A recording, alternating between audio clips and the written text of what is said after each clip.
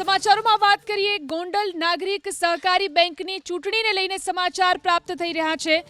ગોંડલ નાગરિક સહકારી બેંકમાં ઉમેદવાર યતીન દેસાઈની મનાઈ હુકમની માંગણી કોર્ટે ફગાવી દીધી છે। નવા મતદારો મતદાન ન કરી શકે તે અંગેની અરજી કોર્ટે ફગાવી। કોર્ટે અરજી ફગાવતા કાયદાકીય લડતમાં ભાજપની પેનલનો વિજય થયો છે। તો બેંકની ચૂંટણીમાં ભાજપની પેનલનો વિજય થયો। ગોંડલ નાગરિક સહકારી બેંકની ચૂંટણીને લઈને આ મોટા સમાચાર। ઉમેદવાર યતીશ દેસાઈની મનાઈ હુકમની માંગણી કોર્ટે ફગાવી દીધી। નવા મતદારો મતદાન ન કરી શકે તે અંગેની અરજી કોર્ટે ફગાવી છે। ગોંડલ નાગરિક સહકારી બેંકમાં ઉમેદવાર યતીન દેસાઈની મનાઈ હુકમની માંગણી કોર્ટે ફગાવી દીધી છે। નવા મતદારો મતદાન ન કરી શકે તે અંગેની અરજી કોર્ટે ફગાવી।